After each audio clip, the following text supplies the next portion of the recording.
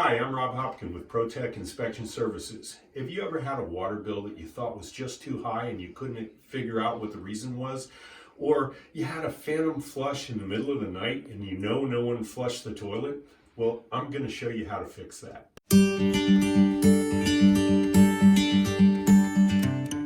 This is a common problem, and you're probably not even going to be aware of it until something happens like you get a high water bill.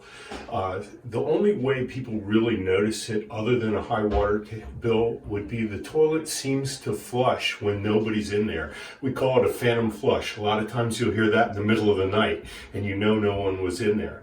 So what's happening when you have that phantom flush is water from the tank is leaking into the bowl, and as it leaks and goes down below a certain level, it causes the tank to refill, and that's where you get the sound of the phantom flush. Now, in order to determine if the flapper valve is actually leaking, what we need to do is take the cover off the back, and we're going to take a little regular food dye, food coloring, and we're going to drop a few drops of food coloring into the tank like that.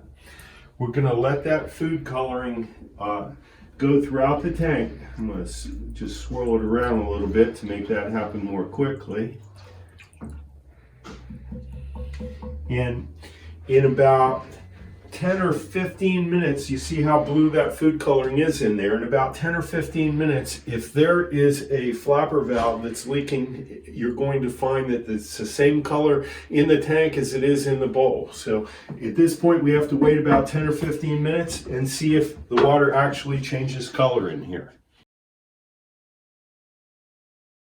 Been about 10 minutes now, so as you can see, if you look at the water in the tank, it's starting to turn blue as well, and you can still see the water in the tank. It hasn't been flushed, and it's blue as well. So we know that there's a leak at the flapper valve actually leaking into the tank. So now what we have to do is replace that flapper valve. Now, in order to do that, what we're going to do first is we're going to turn the water off to the unit, and that's done right down here by turning this valve to the off position. And then we're going to flush the water out.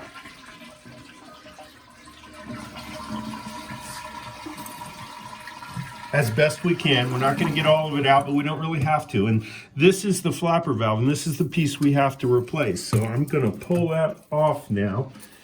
Sometimes they're a little difficult to get off. Sometimes they come right off with no problem. And it's got a little chain on here that helps to hold it on. And so this is the flapper valve. Now, in this particular case, normally what I would do is I would just replace this flapper valve in its entirety because it's only about a $2 part.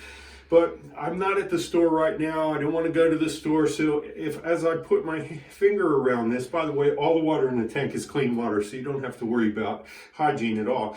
I can feel a lot of grit and stuff on here. So what I'm going to try to do first is I'm going to try and clean this off as best I can to get the grit and sand and debris off of it. And then I'll put a little Vaseline around the edge of this, and I'll put it back on and see if it works. Now, I'm not super optimistic that this is going to work, at least not long term. Probably I need to replace this flapper valve because a lot of rubber gets brittle and hard after a while, and this is starting to feel a little hard. But for right now, I'm going to try and put it back in where I got it, and it just kind of hooks on these two prongs down here on either side. This is a lot easier if I have my glasses on, and then I have to take the little hook that we have right here, and I'm going to hook it back onto this part right here. Okay, that looks about right. Now we're going to turn the water back on and let it refill. And we still have a little blue water in there, so I'm going to try to get that out as best I can because I want to test it again. So I'm going to let it fill up one time, and then we're going to flush it again to get the blue out of there, and then we'll test it just like we did the first time around, and hopefully we get no more blue water. Okay, we've taken about 10 minutes to let this thing refill and filled it with, and put dye in the tank again. And as you can see looking in the bowl, the water is clear there, so we know that there's not a leak between the tank and the bowl. So the flapper valve fix that we did worked great. I don't have to go to the store now. But there is one more thing that could happen.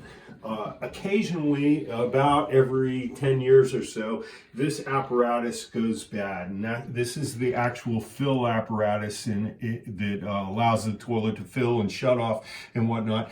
This equipment does occasionally need to be changed. It's about $10 or $12 for this part. It's easy to do. Anyone can do it. You don't necessarily have to call a plumber. You do need a couple of tools. You need a wrench and a pair of pliers in order to get this off, but it's very easy to do and it's very inexpensive. And if you were to watch a YouTube on how to do it, anybody would be able to do that. So that's my lesson for today. Hopefully that'll save everybody some money. You can spend $300 or $400 extra on your water bill in 1 quarter by having a toilet that runs continuously.